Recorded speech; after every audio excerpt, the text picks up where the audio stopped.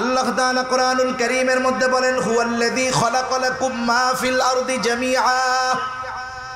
আল্লাহ তাআলা বলেন, হুয়াল্লাযী খালাকা লাকুম, তিনি তোমাদের জন্য সৃষ্টি করেছেন সবকিছু তোমাদের উপকারের জন্য। খালাকা লাকুম, তোমাদের জন্য, অর্থাৎ তোমাদের উপকারের জন্য। এই জন্য পৃথিবীর যত সৃষ্টি দেখি, আমার আপনার বুঝে আসুক আর না আসুক, সকল সৃষ্টি আল্লাহ তাআলা মানুষের কল্যাণের জন্য করেছেন। এই চন্দ্র মানুষের কল্যাণের জন্য, সূর্য মানুষের কল্যাণের জন্য। একেবারে যত কিছু দেখি আর না দেখি, সব কিছু আল্লাহ তাআলা মানুষের কল্যাণের জন্যই সৃষ্টি করেছে। এই জন্য আল্লাহ রাব্বুল আলামিনের সৃষ্টি নিয়ে যারা গবেষণা করে, আল্লাহ তাআলার সৃষ্টি নিয়ে যারা ফিকির করে, চিন্তা করে, এদেরকে মূলত আল্লাহ তাআলা জ্ঞানী বলে অভিহিত করেছেন। এজন্য আমাদের উচিত আল্লাহ তাআলার সৃষ্টি নিয়ে চিন্তা ভাবনা করা। আমাকে আল্লাহ তাআলা কিভাবে সৃষ্টি করেছেন এটা নিয়ে চিন্তা ভাবনা করা। আমার অস্তিত্ব কি ছিল, কোথার থেকে কিভাবে আল্লাহ তাআলা আমাকে সৃষ্টি করলেন, চিন্তা ভাবনা করা। আমি যদি আমার সৃষ্টির ব্যাপারে চিন্তা ভাবনা করি, এই চিন্তা যদি আমার ভিতরে বিস্তার লাভ করে, তাহলে আমার আপনার দ্বারা কখনো আল্লাহ তাআলার নাফরমানি হবে না। আমরা যদি আল্লাহ তাআলার মারিফাত তথা আল্লাহ তাআলার পরিচয় অর্জন করতে পারি, জানতে পারি, তাহলে আমাদেরকে তার ইবাদত করার জন্য জোর করা লাগবে না। আল্লাহ তাআলার মারিফাত পরিচয় হাসিল যখন আমরা করব, অটোমেটিকলি আমরা আল্লাহ তাআলার পরিপূর্ণ আনুগত্য ও দাসত্ব আমাদের জীবনে পরিপূর্ণভাবে বাস্তবায়ন করতে আমরা সক্ষম হব। ঠিক কিনা বলেন? এখন আল্লাহ তাআলাকে চিনব কেমনে, আল্লাহ তাআলাকে জানবো কেমনে? আল্লাহ সুবহানাহু ওয়া তাআলা তাকে জানার জন্য, চেনার জন্য, বোঝার জন্য গোটা সৃষ্টি জগতের প্রতিটা বস্তুর মধ্যে আল্লাহ তাআলার পরিচয়, আল্লাহ তাআলাকে চেনা যায়, আল্লাহ তাআলাকে জানা যায়। একটা মানুষ স্রষ্টাকে জানার জন্য স্রষ্টাকে নিয়ে ফিকির করা লাগবে না। স্রষ্টার সৃষ্টি নিয়ে যদি মানুষ চিন্তা করে, তাহলে সে স্রষ্টার পরিচয় লাভ করতে পারবে ইনশাআল্লাহ। এজন্য আল্লাহ তাআলা কোরআনুল কারীমের মধ্যে বলেন, ইন্না ফি খালকিস সামাওয়াতি ওয়াল আরদি ওয়াখতিলাফিল লাইলি ওয়ান নাহারি লাআয়াতিল লিউলিল আলবাব। আল্লাহ রাব্বুল আলামিন বলেন, ইন্না ফি খালকিস সামাওয়াতি ওয়াল আরদ, নিশ্চয়ই আসমান এবং জমিন সৃষ্টির মাঝে, ওয়াখতিলাফিল লাইলি ওয়ান নাহার, রাত দিনের আবর্তন পরিবর্তনের মাঝে, লাআয়াতিল লিউলিল আলবাব, জ্ঞানী সম্প্রদায়ের জন্য নিদর্শন নিহিত রয়েছে। তার মানে গোটা আসমান জমিন সৃষ্টির সাথে রাত দিনের আবর্তন পরিবর্তনের মাঝে জ্ঞানী সম্প্রদায়ের জন্য শিক্ষণীয় বিষয় আল্লাহ তাআলা রেখে দিয়েছেন। এই জন্য যারা অনেক সময় সৃষ্টি নিয়ে ফিকির করে, তারা স্রষ্টার পরিচয় লাভ করতে পারে। এই বিষয়টাকে সামনে রেখে আমরা যদি ইসলামের সাথে, বিজ্ঞানের সাথে কম্পেয়ার করি, আধুনিক বিশ্বে অনেক মানুষ কথা বলে যে বিজ্ঞান এক জিনিস, ইসলাম আর এক জিনিস। নাউজুবিল্লাহ। বাস্তবতা হলো বিজ্ঞান ইসলামকে বাদ দিয়ে চলতে পারবে না, সে অন্ধ। আর ইসলাম কেউ যদি বিজ্ঞান দিয়ে পরিমাপ করে, তাহলে সে বিজ্ঞানের সুস্পষ্ট সমাধান এবং ইসলামকেও সে বুঝতে পারবে না। এজন্য অনেক সময় অনেকে বলে যে কোরআন বিজ্ঞান সম্মত না। বিজ্ঞান যখন কোরআন সম্মত হবে, তখন ওই বিজ্ঞান সমাজে সুস্পষ্টভাবে প্রতিষ্ঠিত হবে। তা না হলে কি হবে? বিজ্ঞান এবং বিজ্ঞানীদের থিওরি সময়ের সাথে সাথে পরিবর্তন হবে। এই পৃথিবীতে অনেকে মনে করে যে কোরআনুল কারীম এর মধ্যে A to Z সব কিছু বিস্তারিতভাবে থাকতে হবে। বিষয়টা এমন নয়। যেমন যারা জেনারেল লেখাপড়া করেন, তারা এই কথা ভালো বুঝবেন যে বীজগণিতের অল্প কয়েকটা সূত্র যদি কেউ মুখস্থ করে, আলজাবরার বীজগণিতের, তাহলে বিশাল আলজাবরা বীজগণিতের যত অধ্যায় আছে, যত অঙ্ক আছে, অল্প কয়েকটা সূত্র যদি সে আয়ত্তে আনতে পারে, বুঝে শুনে, মুখস্থ শুধু নয়, মুখস্থের সাথে সাথে সূত্রগুলো যদি সে অনুধাবন করতে পারে, বুঝতে পারে, তাহলে বীজগণিতের সমুদ্রে সে যখন সাঁতার কাটবে সে ওখানে ডুবে যাবে না, বরং এই বীজগণিতের অন্তর্নিহিত যত রহস্য আছে সবগুলোকে সে উদ্ঘাটন করে আনতে পারবে। অনুরূপভাবে কোরআনুল কারীম সকল বিষয়ের বিস্তার ব্যাখ্যা দেয় নাই ঠিক, কিন্তু সকল বিষয়ের সূত্র কোরআনুল কারীমের মধ্যে আছে না নাই?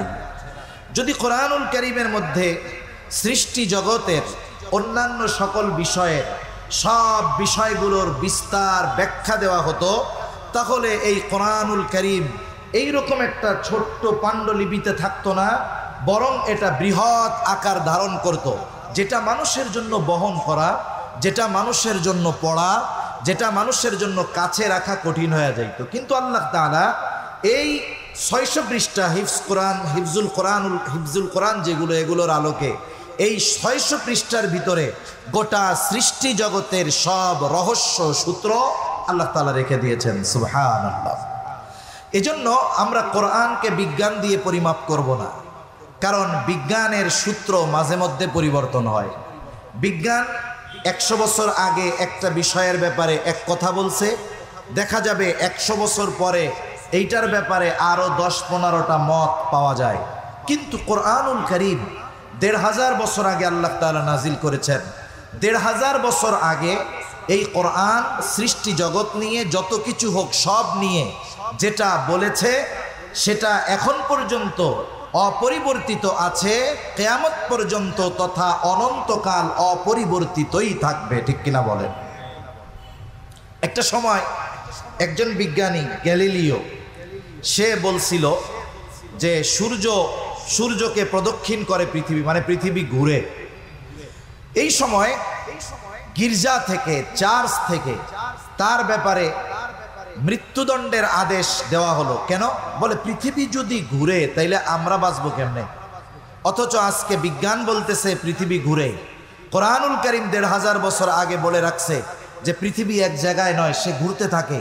এটা কোরআনের কথা আগের, কিন্তু বিজ্ঞান এই মত বারবার পরিবর্তন করেছে, বরং এই মত ওই সময়ের মানুষের সাথে ব্যতিক্রম হওয়ার কারণে শাস্তি, মৃত্যুদণ্ডও দেওয়া হয়েছে। কিন্তু কোরআনুল কারীমের কিছু বিষয় আছে যেগুলো বিজ্ঞান মেনে নিতে বাধ্য হয়েছে, এইরকম অনেক বিষয় আছে। এ নিয়ে ফ্রান্সের একজন বিজ্ঞানী ডক্টর মরিস বুকাইলি, উনি একটি বইও লিখেছেন, বাইবেল, কোরআন ও বিজ্ঞান। প্রথম তিনি বিজ্ঞানকে বাইবেল দিয়ে মেপেছেন। বাইবেল দিয়ে তিনি বিজ্ঞানের বিষয়গুলোকে, কোন বিষয়গুলো? যে বিষয়গুলো সুস্পষ্টভাবে প্রতিষ্ঠিত। মনে রাখতে হবে, বিজ্ঞানের সব বিষয় প্রতিষ্ঠিত নয়, কারণ কিছুদিন পর পর বিজ্ঞানীদের একটা বিষয় নিয়ে মত পরিবর্তন হয়। কিন্তু কিছু বিষয় আছে যেগুলোর ব্যাপারে বিজ্ঞান চূড়ান্ত সিদ্ধান্তে পৌঁছিয়েছে।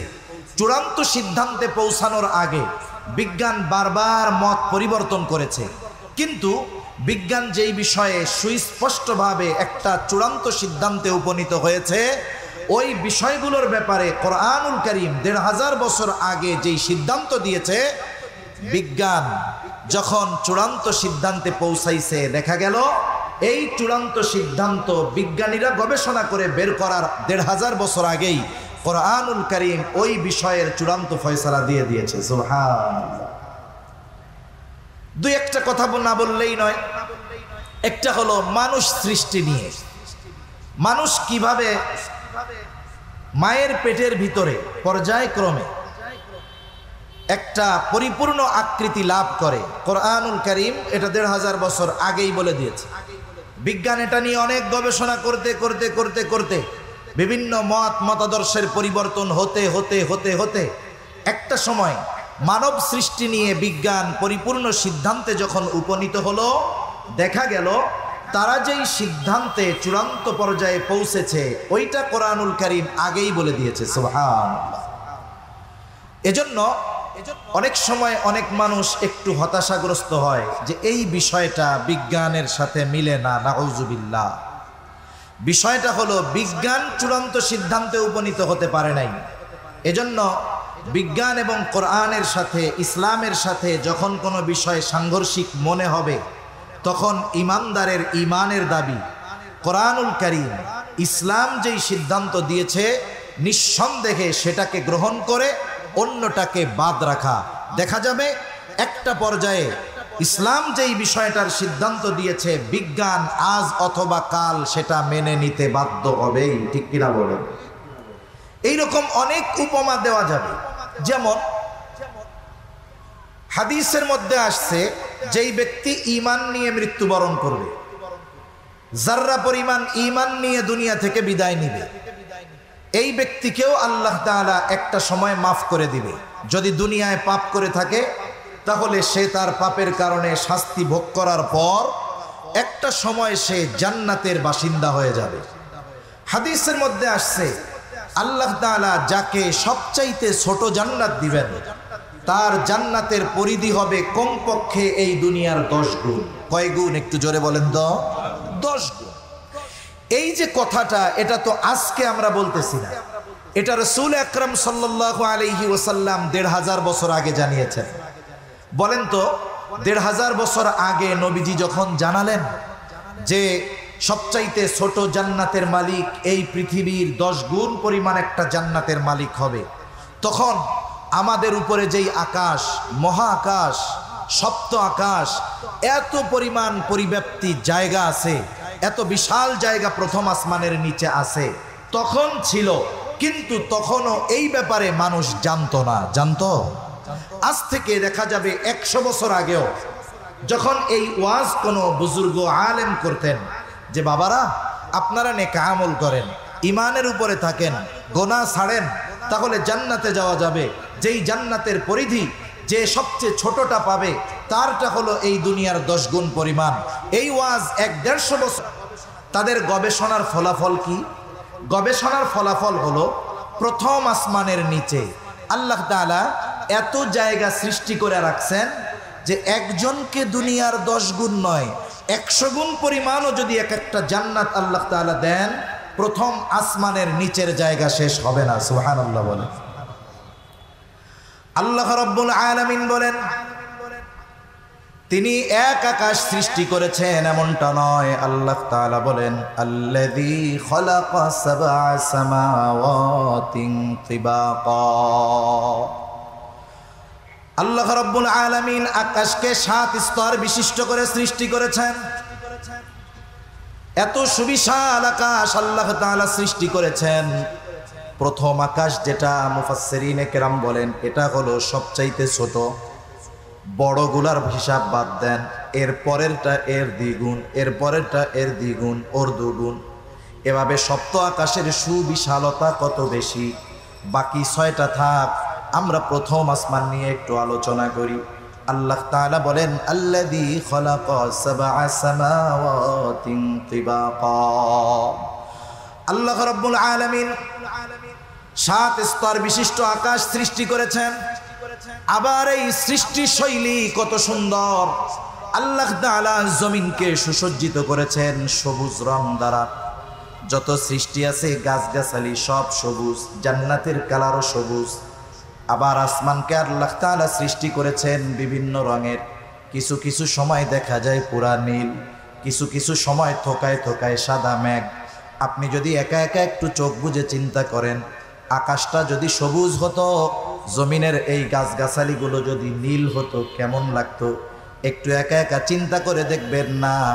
আকাশ যদি সবুজ হতো কোনো সময় সুন্দর লাগতো না, জমিন যদি নীল হতো এটাও সুন্দর লাগতো না।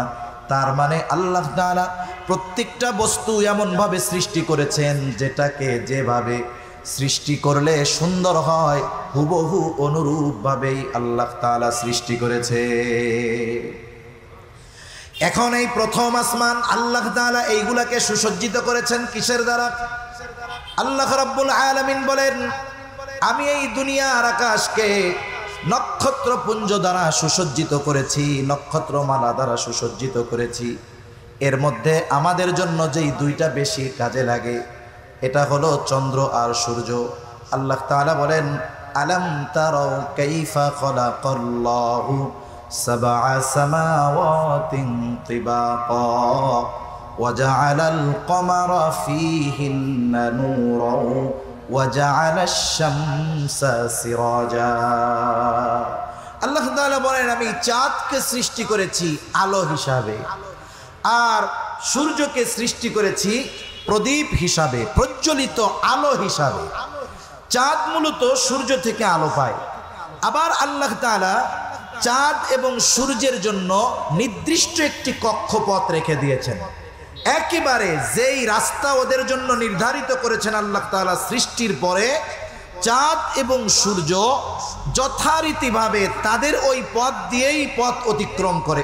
কখনো এমন হয় না যে একটু ডানে বামে গিয়ে তারা পথ অতিক্রম করে। যদি করত তাহলে পৃথিবীর ব্যালেন্স নষ্ট হয়ে যেত। অনেক সময় আমরা মনে করি যে আগের চাইতে সূর্যের তাপ, পৃথিবীর উষ্ণতা দিন যাচ্ছে আরো বাড়তেছে, গরম বাড়তেছে, অ্যান্টার্কটিকার বরফগুলো গলতেছে। আসলে এর মূল কারণটা কি?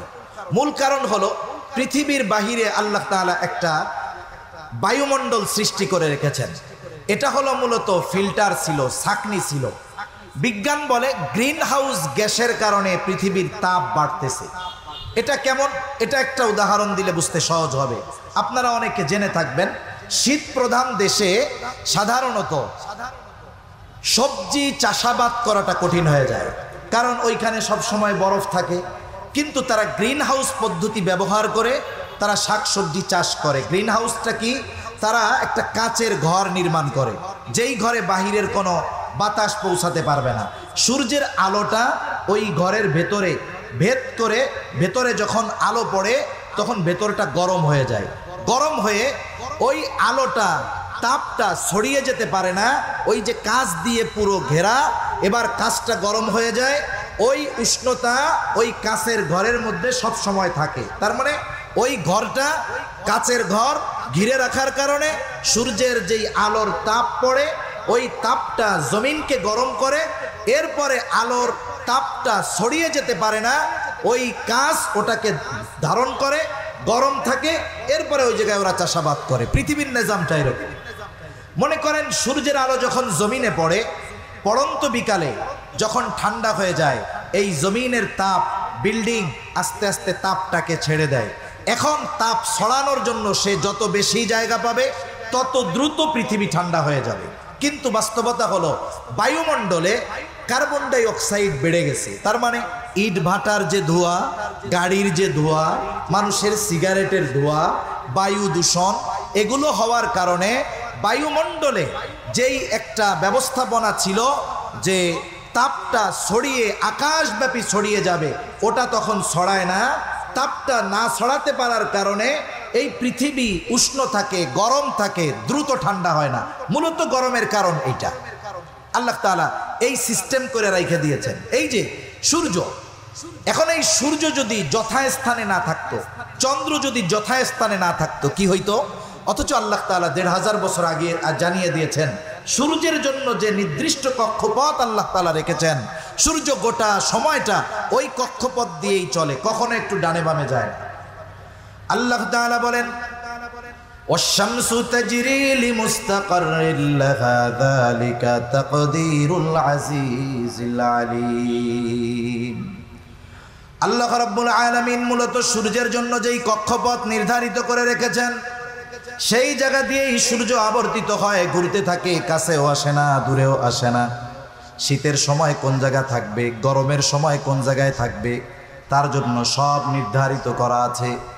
এখন যদি সূর্যটা একটু কাছে আসতো, এখন যত দূরে আছে তার থেকে যদি একটু কাছে আসতো, বিজ্ঞান বলে সূর্যের তাপ পৃথিবীবাসীর উপরে এত বেশি পড়তো যে মানুষ পৃথিবীতে বসবাস করতে পারতো না, গোটা পৃথিবীটা মরুভূমিতে পরিণত হয়ে যাইত।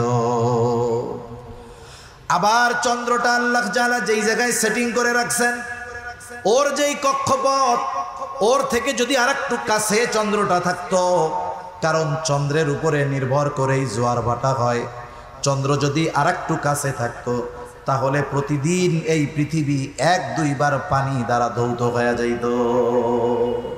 এজন্য আল্লাহ তাআলা তার প্রত্যেকটা সৃষ্টিকে যথাযথভাবে যথাস্থানে সেটিং করে আল্লাহ তাআলা রেখে দিয়েছেন। তাহলে এই চন্দ্র এবং সূর্যের ব্যাপারে আমরা জানি, সূর্যের থেকে আমরা আলো পাই। এই সূর্যটা কত বিশাল!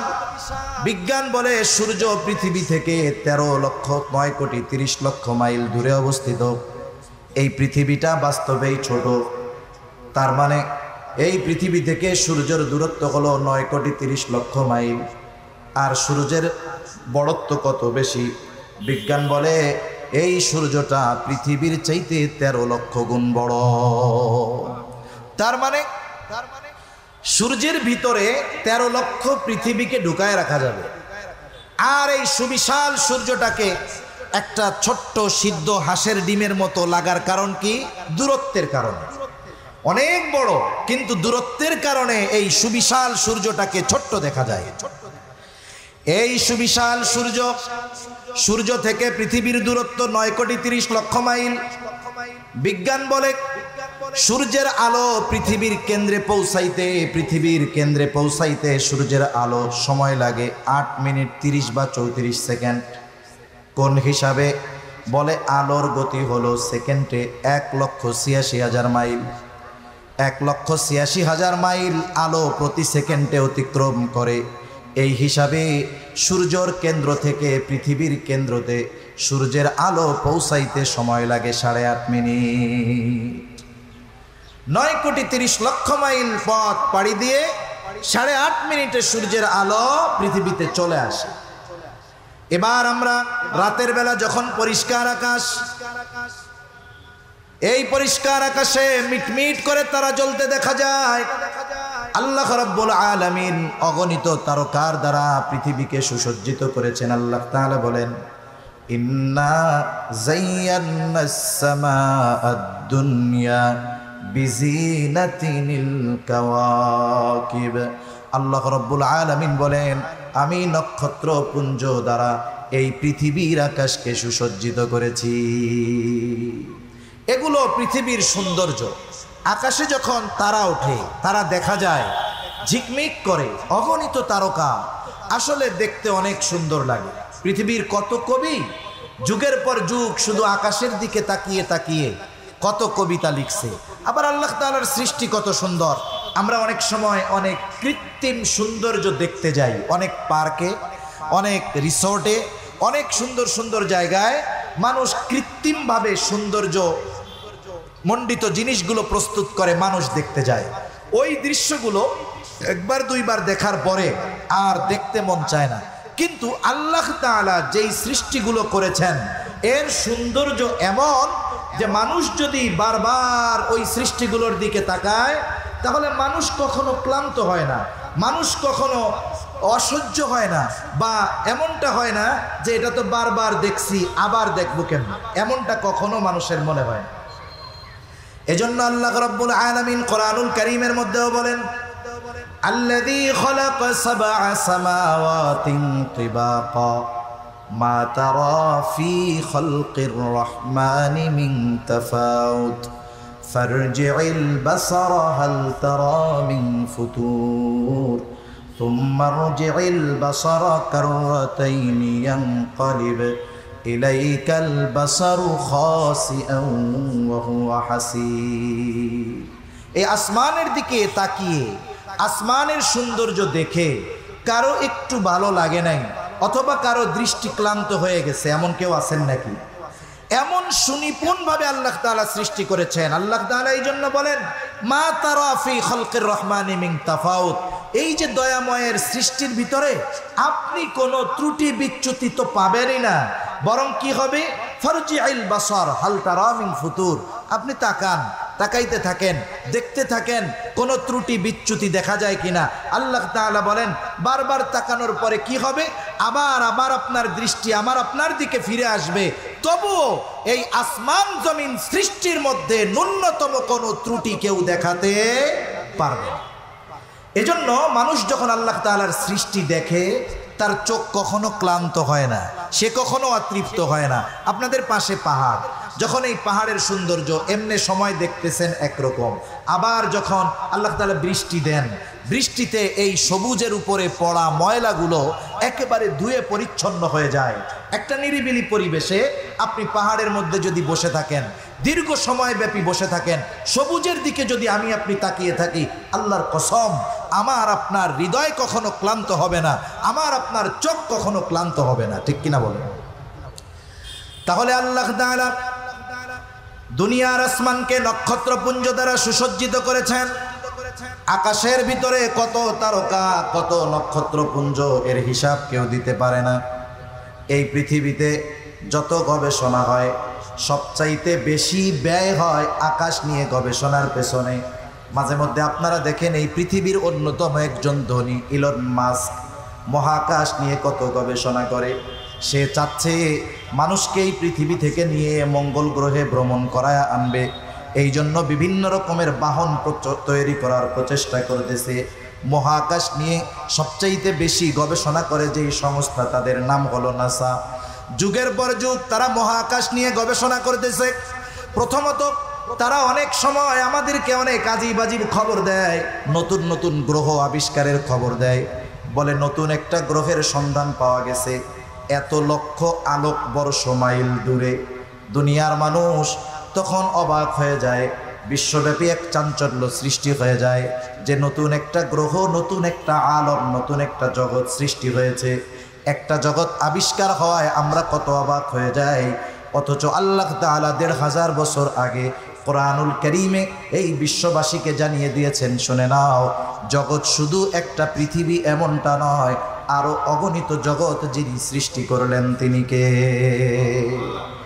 এই অগণিত কত, আনুমানিক একটা সংখ্যা যদি মহাকাশ গবেষণা যারা করে এদেরকে দিতে বলা হয়, এর আনুমানিক হিসাব ওরা দিতে পারবে না। যদি তাদেরকে বলা হয় আকাশে তারকারাজি কত, ওরা বলতে পারবে না। আবার দেখেন 13 লক্ষ গুণ বড় সূর্যটা 9,30,00,000 মাইল দূরত্বের কারণে ছোট দেখা যায়। আকাশের মধ্যে অগণিত তারকা ছোট ছোট দেখা যায় কেন? বলে অতিরিক্ত দূরত্বের কারণে। 9,30,00,000 মাইল দূরত্বের কারণে সূর্য ছোট দেখা যায়, তার চাইতে অগণিত গুণ বেশি দূরে তারকারাজি, এটাকেও ছোট দেখা যায়। যদি জিজ্ঞাসা করা হয় আকাশে এই রকম গ্রহ কত আছে, তাহলে মহাকাশ যারা গবেষণা করে তারা বলবে যে এর হিসাব আমরা দিতে পারবো না। মিলিয়ন ট্রিলিয়ন বিলিয়ন ট্রিলিয়ন সব পার হয়ে যাবে, হিসাব দেওয়ার মতো সুযোগ নাই। এই সুবিশাল এবং এই অগণিত তারকা সব প্রথম আসমানের নিচে। এখন এর বিশালতা কত বড়, এর বিশালতা কত বড়, বিজ্ঞান বলে এই পৃথিবী থেকে সবচাইতে কাছে যেই তারকাটা, ওই তারকাটার বিশালতা কত বড়। বলে একটা তারকা যেটা সবচাইতে ছোট, ওই তারকার ভিতরে যদি কোটি কোটি সূর্যকে ঢুকিয়ে দেওয়া হয়, তবুও ওই তারকার সব জায়গায় সূর্য পূর্ণ করতে পারবে না। কোটি কোটি সূর্য যদি তার মধ্যে ঢুকিয়ে দেওয়া হয়, তার মানে এক একটা তারকা কোটি কোটি সূর্যের চাইতেও বড়। এক একটা তারকা কোটি কোটি সূর্যের চাইতেও বড়। এই তারকাগুলো প্রথম আসমানের নিচে। দূরত্ব কত? পৃথিবীতে সূর্যের আলো চলে আসে 8.5 মিনিটে। কয় মিনিটে একটু বলেন না? কয় মিনিট? 8.5 মিনিটে। কিন্তু ওই তারকাগুলোরও আলো আছে। তারকাগুলোরও কি আছে? আলো আছে। এখন এই তারকার আলো পৃথিবীর দিকে সৃষ্টি থেকে নিয়ে ছুটে আসতেছে। বিজ্ঞান বলে সূর্যের আলো পৃথিবীতে 8.5 মিনিটে পৌঁছিয়ে যায়, কিন্তু ওই তারকার আলো সৃষ্টি থেকে নিয়ে সেকেন্ডে 1,86,000 মাইল গতিতে পৃথিবীর দিকে ছুটতেছে। কোটি কোটি বছর পার হয়ে গেছে, এখন পর্যন্ত একটা তারকার আলো পৃথিবীতে পৌঁছায় নাই। সুবহানাল্লাহ বলেন না? কোটি কোটি বছর পার হয়ে গেছে, একটা তারকার আলো এখন পর্যন্ত পৃথিবীতে পৌঁছায় নাই। সেকেন্ডে অতিক্রম করতেছে 1,86,000 মাইল। এই গতিতে ছুটছে। 2-1 মিনিট নয়, 2-1 বছর নয়, 2-1 শত বছর নয়, 2-1 লক্ষ বছর নয়। প্রথম আসমানের নিচের তারকার আলো পৃথিবীর দিকে ছুটে আসছে কোটি কোটি বছর ধরে। প্রতি সেকেন্ডে 1,86,000 মাইল পথ অতিক্রম করতেছে, কিন্তু এখন পর্যন্ত একটা তারকার আলো পৃথিবীতে পৌঁছায় নাই। সুবহানাল্লাহ। এখন একটু ভলিউমটা বাড়াইতে হবে একটু, আর নাহলে বক্স একটু ঘুরাই দিতে হবে, কানে আওয়াজ আসতেছে না, হালকা একটু ঘুরাই দেন। তাহলে এই পৃথিবীর প্রথম আসমানের নিচে কত জায়গা আছে এটা সাধারণ মানুষের জন্য হিসাব করা অসম্ভব, ঠিক কিনা বলেন? এখন বলেন তো, আল্লাহ রাব্বুল আলামিন যদি তার বান্দাদেরকে দুনিয়ার 10 গুণ নয়, দুনিয়ার 100 গুণ পর্যন্ত এক একটা জান্নাত আল্লাহ তাআলা দেয়, প্রথম আসমানের নিচে যেই জায়গা আছে সেই জায়গাগুলো শেষ হবে নাকি? এই জায়গাগুলো পর্যন্ত শেষ হবে না। এজন্য আল্লাহ সুবহানাহু ওয়া তাআলা সুন্দরভাবে করেছেন, এত সুনিপুণভাবে করেছেন যে প্রত্যেকটা সৃষ্টি আল্লাহ তাআলা মানুষের কল্যাণের জন্য করেছেন। আল্লাহ তাআলা কোরআনুল কারীমের মধ্যে বলেন, হুয়াল্লাযী খালাকা লাকুম মা ফিল আরদি জামিআ। আল্লাহ তাআলা বলেন, হুয়াল্লাযী খালাকা লাকুম, তিনি তোমাদের জন্য সৃষ্টি করেছেন সবকিছু তোমাদের উপকারের জন্য। খালাকা লাকুম, তোমাদের জন্য, অর্থাৎ তোমাদের উপকারের জন্য। এই জন্য পৃথিবীর যত সৃষ্টি দেখি, আমার আপনার বুঝে আসুক আর না আসুক, সকল সৃষ্টি আল্লাহ তাআলা মানুষের কল্যাণের জন্য করেছেন। এই চন্দ্র মানুষের কল্যাণের জন্য, সূর্য মানুষের কল্যাণের জন্য, একেবারে যত কিছু দেখি আর না দেখি সব কিছু আল্লাহ তাআলা মানুষের কল্যাণের জন্যই সৃষ্টি করেছে। এই জন্য আল্লাহ রাব্বুল আলামিনের সৃষ্টি নিয়ে যারা গবেষণা করে, আল্লাহ তাআলার সৃষ্টি নিয়ে যারা ফিকির করে, চিন্তা করে, এদেরকে মূলত আল্লাহ তাআলা জ্ঞানী বলে অভিহিত করেছেন। এজন্য আমাদের উচিত আল্লাহ তাআলার সৃষ্টি নিয়ে চিন্তা ভাবনা করা, আমাকে আল্লাহ তাআলা কিভাবে সৃষ্টি করেছেন এটা নিয়ে চিন্তা ভাবনা করা, আমার অস্তিত্ব কি ছিল, কোথার থেকে কিভাবে আল্লাহ তাআলা আমাকে সৃষ্টি করলেন চিন্তা ভাবনা করা। আমি যদি আমার সৃষ্টির ব্যাপারে চিন্তা ভাবনা করি, এই চিন্তা যদি আমার ভিতরে বিস্তার লাভ করে, তাহলে আমার আপনার দ্বারা কখনো আল্লাহ তাআলার নাফরমানি হবে না।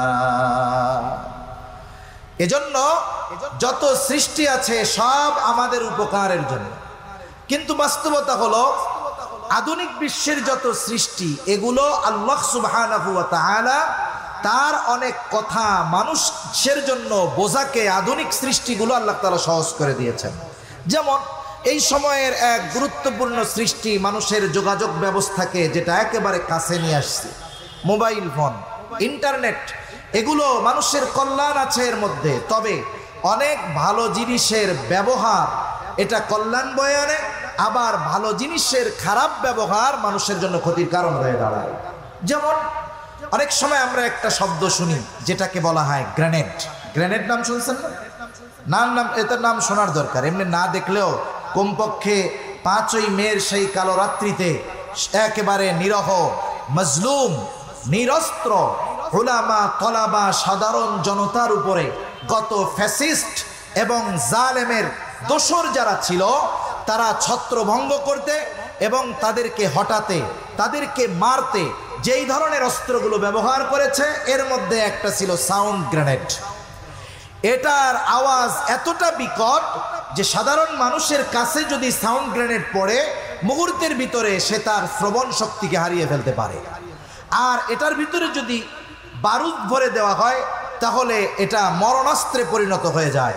মুহূর্তের ভিতরে একটা গ্রেনেড নিক্ষেপ করলে একটা জায়গা বড় ধরনের পুকুরে পরিণত হয়ে যেতে পারে। এই গ্রেনেড প্রস্তুত করা হয়েছিল মানুষকে মারার জন্য নয়, এটা প্রস্তুত করা হয়েছিল খনি থেকে যেই খনিজ পদার্থগুলো আছে এই খনিজ পদার্থগুলোকে সহজে জানি উত্তোলন করা যায়, গর্ত করা যায়, এই উদ্দেশ্য নিয়ে। যখন একটু মাটি খুঁড়ে ওইখানে একটা গ্রেনেড নিক্ষেপ করে দেওয়া হতো, অটোমেটিক ওইখানে ওই গ্রেনেডের কারণে বড় ধরনের গর্তে পরিণত হতো, কষ্ট করে মানুষের খোঁড়া লাগতো না। কিন্তু একটা সময় গ্রেনেডের ব্যবহার ওই জায়গা থেকে চলে এসেছে কোথায়? মানুষ এটাকে যুদ্ধের ময়দানে অথবা অন্যর উপরে আক্রমণ করার জন্য এই ব্যবহারটা যখন খারাপভাবে করা শুরু করছে, গ্রেনেডের দ্বারা যেই কল্যাণ ছিল, উপকার ছিল, সেটা হারিয়ে গেছে, এটা মানুষের ক্ষতির কারণ হয়ে গেছে। এজন্য পৃথিবীর অনেক সৃষ্টি আছে, বিজ্ঞানের অনেক সৃষ্টি আছে, যেগুলো মানুষের কল্যাণের জন্য হয়েছিল, কিন্তু এর ব্যবহার একটা সময় মানুষের ক্ষতির কারণ হয়ে গেছে। ইন্টারনেট, মোবাইল, ফেসবুক, এই ধরনের বর্তমান সময়ের যত প্রযুক্তি আছে এগুলোর মধ্যে কল্যাণ আছে, তবে ব্যবহারের কারণে এগুলোর ক্ষতি অনেক বেশি হয়ে গেছে, ঠিক কিনা বলেন? যখন মদের ব্যাপারে রাসূল আকরাম সাল্লাল্লাহু আলাইহি ওয়াসাল্লামকে সাহাবায়ে কিরাম প্রশ্ন করেছেন, ওয়াসআলুনাকা আনিল খামরি ওয়াল মাইসির, নবীজি প্রথমে জবাব দিয়েছেন আল্লাহ তাআলা যেটা শিখিয়েছেন, কুল ফীহিমা ইসমুন কাবীর ওয়া মানাফিউ লিন-নাস, এর মধ্যে পাপাচারিতাই বেশি, মন্দই বেশি, তবে কিছু উপকার তো আছে। বর্তমান দুনিয়ার প্রযুক্তির ব্যবহারের কারণে উপকার আছে কিছু, তবে ক্ষতির সংখ্যাটাই বেশি। এই যে দেখেন, কিয়ামতের দিনের অনেক কিছু আমাদের সামনে এর দ্বারা সহজে বুঝতে আমাদের সহজ হয়ে যায়। অনেক সময় কিয়ামতের দিন আল্লাহ তাআলা আমাদের সকলের কথা, আমল সব কিছু ফাইল আকারে আমাদের সামনে আল্লাহ তাআলা পেশ করাবেন। আমরা সকলে দুনিয়ায় আমাদের যেই কর্ম ছিল সেই কর্মের ব্যাপারে আমরা সব জানতে পারবো কিয়ামতের দিন। কেমনে জানতে পারবো? আল্লাহ কিভাবে জানাবেন? বিজ্ঞানের এই উৎকর্ষতা আমাদেরকে জানিয়ে দিয়েছে।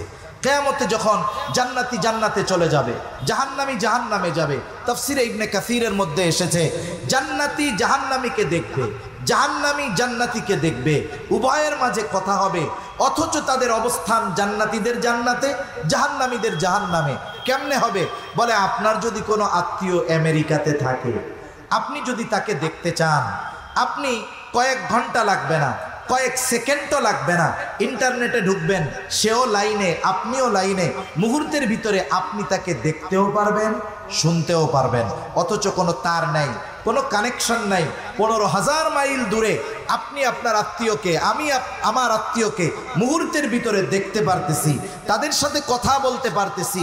বলেন তো, এই যে প্রযুক্তি মানুষের মাথায় আসলো, এই বুদ্ধি মানুষের মাথায় ঢেলে দিয়েছেন কে?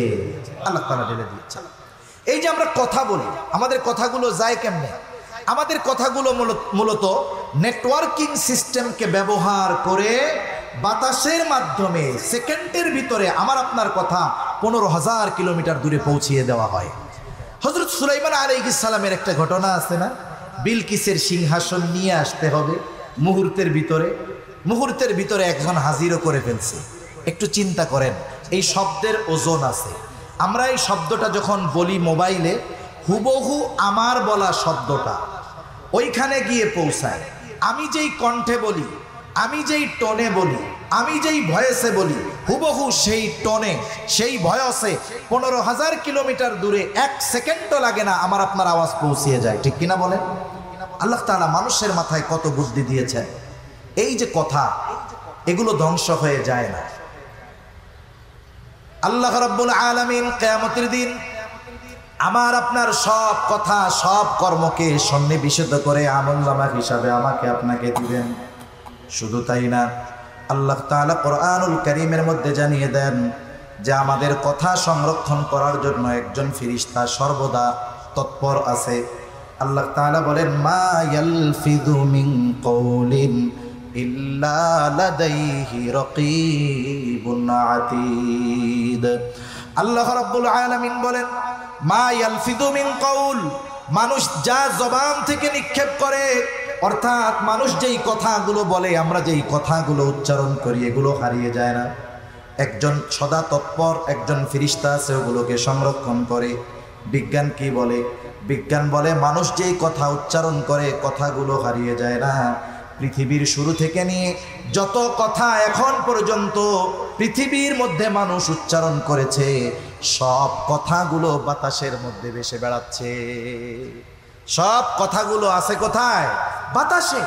এমনও নাকি গবেষণা চলতেছে যে এই পৃথিবীর ভয়েসগুলো থেকে, আওয়াজগুলো থেকে পৃথিবীর অতীতে যত বড় বড় মনীষী গত হয়ে গিয়েছেন, তাদের আওয়াজ, তাদের ভয়েস, তাদের টোনকে আলাদা করে বের করার চেষ্টা করা হচ্ছে। তার মানে কথা বাতাসে আছে, এটা বিজ্ঞান স্বীকার করে এবং প্রযুক্তিও এটা বলে। আমার আপনার কথা মুহূর্তের ভিতরে বাতাসের মাধ্যমে পৌঁছিয়ে যাচ্ছে 15,000 কিলোমিটার দূরে, কথাগুলো বাতাসে আছে। বলেন তো, কিয়ামতের দিন আল্লাহ তাআলা যদি বলে যে রাউজানের গহিরার আব্দুর রহমান দুনিয়ায় যত কথা বলেছে, বাতাস, সব কথাগুলোকে আলাদা করে আমার সামনে হাজির করো। বলেন তো আল্লাহ তাআলার জন্য এটা সহজ না কঠিন? শুধু সহজ না, এটা আল্লাহ তাআলার জন্য অতি সহজ।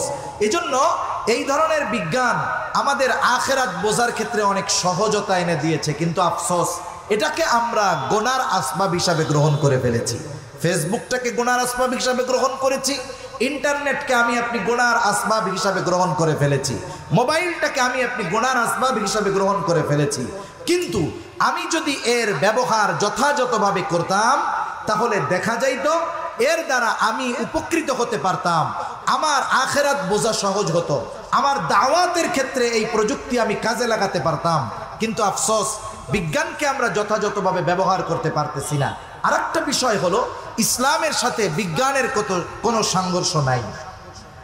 আপনি যদি ওসমানী খেলাফতের দিকে নজর দেন, আজ থেকে 100 বছর আগে ওসমানী খেলাফতের একেবারে পতন হয়েছে, 100 বছর আগে। অথচ ওসমানী খেলাফতের সময় মুসলমানদের মাধ্যমে বিজ্ঞান সর্বোচ্চ উৎকৃষ্ট স্থানে পৌঁছিয়ে গিয়েছিল। আজকের ইউরোপ সভ্য হয়েছে 200-250 বছর আগে। 100 বছর আগে এরা সভ্যতা শিখেছে, বিজ্ঞান শিখেছে। ইউরোপ আমেরিকার বড় বড় ইউনিভার্সিটিগুলোর ভিতরে মুসলমান মনীষীদের বই নিয়ে তারা বিজ্ঞানকে চর্চা করেছে। ওসমানী খেলাফত ধ্বংস করে দেওয়ার মাধ্যমে মুসলমানদের যত গবেষণাগার ছিল, মুসলমানদের যত শিক্ষার আসবাব ছিল, এগুলো সব তারা ধ্বংস করে ওই তথ্যগুলো, বইগুলো, জ্ঞানগুলো নিজেরা নিয়ে নিজেদের জ্ঞানকে সমৃদ্ধ করেছে। আর মুসলমানদের উপরে এই জ্ঞানের, বিজ্ঞানের অপপ্রয়োগ এই অমুসলিমেরা করেছে। অথচ উচিত ছিল আমরা মুসলিম বিশ্বের যারা আছি আমাদেরও এই বিষয়গুলো নিয়ে গবেষণা করা, নিজেদের শক্তি অর্জন করা, আধুনিকতার সাথে এই বিজ্ঞানকে ব্যবহার করে পৃথিবীর সর্বোচ্চ শক্তিতে পরিণত হওয়া, এটা আমাদের দরকার ছিল। কিন্তু আফসোস, অবস্থা, পরিবেশ, যেই সমস্ত মুসলিম দেশগুলাকে আল্লাহ তাআলা সম্পদে সমৃদ্ধশালী করেছেন, এরা এদের বাস্তবতাকে ভুলে গিয়ে ওই অমুসলিমদের দাসত্ব গ্রহণ করার কারণে মুসলমানদের হাতে পৃথিবীর চালিকা শক্তি থাকার পরেও মুসলমানেরা উন্নতি, অগ্রগতি, বিজ্ঞানের উৎকর্ষতার দিক দিয়ে মাথা উঁচু করে দাঁড়াতে পারতেছে না। এ পৃথিবীর চালিকা শক্তি কি? এ পৃথিবীর চালিকা শক্তি হলো স্বর্ণ, পৃথিবীর চালিকা শক্তি হলো তেল। আল্লাহ তাআলা এই ধরনের খনিজ পদার্থ মুসলিম বিশ্বকে দান করেছিলেন, কিন্তু তারা যথাযথভাবে কাজে লাগাতে পারে নাই। তবে এখনো যদি মুসলিম বিশ্বের দেশগুলো আল্লাহ তাআলার দিকে ধাবিত হয়, যথাযথভাবে আল্লাহ তাআলার উপরে ঈমান আনে, সাথে সাথে আল্লাহ সুবহানাহু ওয়া তাআলাকে যথাযথভাবে ভয় করে, আশা করা যায় মুসলমানেরা এই পৃথিবীর বিজ্ঞানের উৎকর্ষতার দিক দিয়ে সর্বোচ্চ স্থানে যাবে এবং এই পৃথিবীকে সর্বদিক দিয়ে শাসন করতে তারা পারবে ইনশাআল্লাহ। কি বলেন, পারবে না? আমরা যদি সম্প্রতি সময়ের একটা হিসাবের দিকে তাকাই, আফগানিস্তানের দিকে যদি দেখি, তাহলে কি দেখব? আমেরিকা একটা দেশকে পুরো শেষ করে দিয়ে গিয়েছে, তাদের রিজার্ভ সব নিয়ে গিয়েছে, একেবারে রিক্ত হস্তে তাদেরকে রেখে গিয়েছে। কিন্তু কিছু আল্লাহওয়ালা মানুষ, কিছু দিনদার মানুষ, কিছু খোদাভীরু মানুষ ওই দেশের রাষ্ট্র ক্ষমতা গ্রহণ করেছে এবং এটাকে তারা আমানত হিসাবে নিয়েছে। এই জন্য 2 বছর পার হতে পারে নাই, তাদের মুদ্রা পৃথিবীর মধ্যে সবচাইতে দ্রুততার সাথে মুদ্রার মান বাড়তেছে। প্রতিনিয়ত নতুন নতুন উদ্ভাবনী আমরা তাদের মাধ্যমে দেখতে পাচ্ছি। আধুনিক প্রযুক্তি সম্পন্ন বাহন তারা আবিষ্কার করতেছে। অথচ দেখেন তাদের লেবাস আমাদের মতো, মাথায় পাগড়ি, গায়ে জামা, মুখে দাড়ি। আমরা যাদেরকে মনে করতাম এদের কাজ হলো শুধু মসজিদ আর মাদ্রাসা, আর কোথাও নাই, অথচ এই মানুষগুলো এই পৃথিবীর অর্থনীতিকে সমৃদ্ধ করার কাজ করতেছে। এই পৃথিবীর প্রযুক্তিকে আপগ্রেড করার কাজ এই মোল্লাদের মাধ্যমে হচ্ছে। বাস্তবতা হলো আমরা আমাদের সোনালী অতীতকে জানি না। আমরা যদি জানতাম তাহলে চিকিৎসা বিজ্ঞান আমাদের হাতে থাকতো। আমরা শুধু ইবনে সিনার কথা শুনি, বু আলী সিনার কথা শুনি। এই ইবনে সিনাকে চিকিৎসার জনক বলা হয়, অথচ এই ইবনে সিনার ব্যাপারে আমরা জানি না। পশ্চিমা বিশ্ব ইবনে সিনার যত পাণ্ডুলিপি সমস্ত কিছুকে নিয়ে তাদের ভাষায় অনুবাদ করে তারা তাদের চিকিৎসা বিজ্ঞানকে কত হাই লেভেলে নিয়ে গিয়েছে, কিন্তু আমাদের খবর নেই।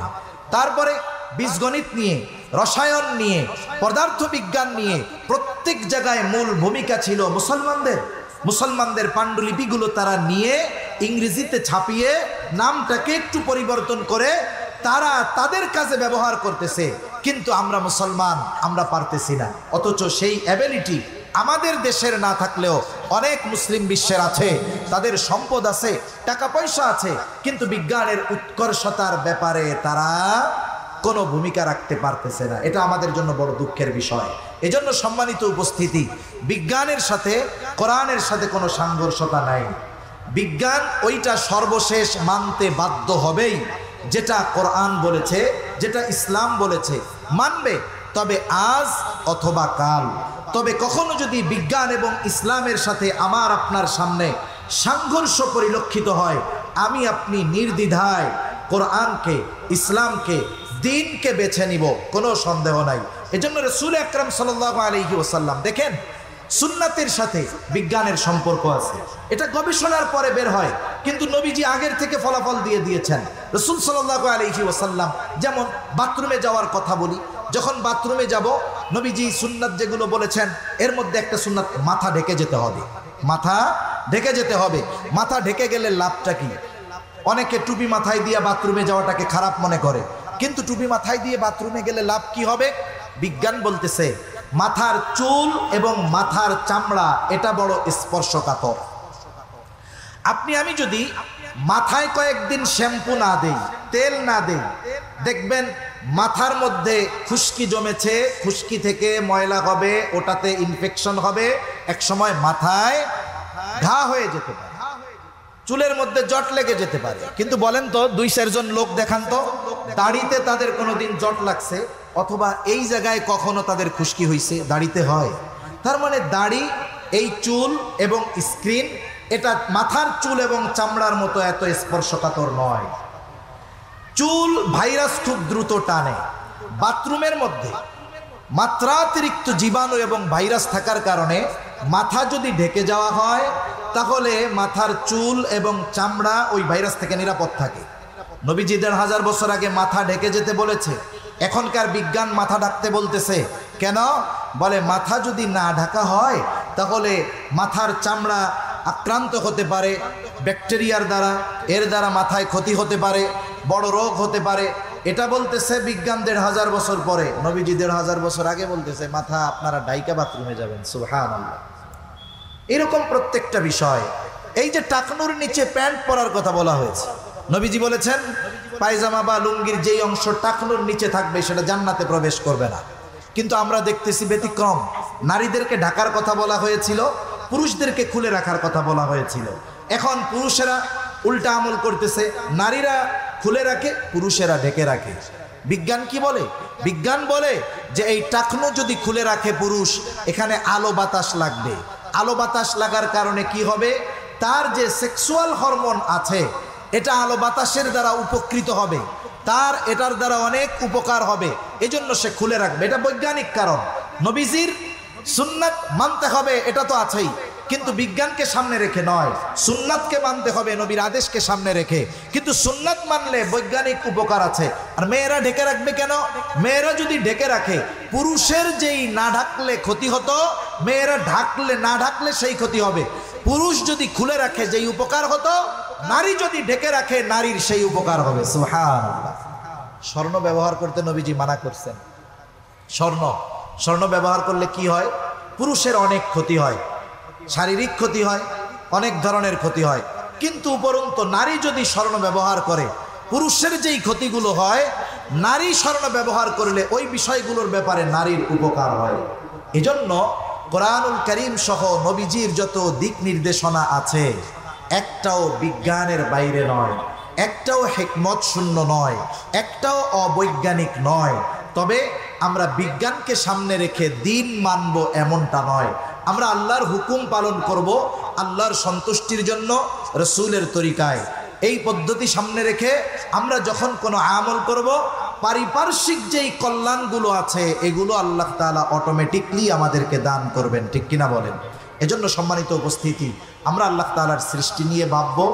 আল্লাহ তাআলার সৃষ্টি নিয়ে ভাবলেই আল্লাহ তাআলার পরিচয়, স্রষ্টার পরিচয় আমরা লাভ করতে পারবো। আল্লাহ সুবহানাহু ওয়া তাআলা আমাদের কথাগুলো বুঝবার তৌফিক দান করেন, আমিন। ওয়া আখিরু দাওয়ানা আনিল হামদুলিল্লাহ।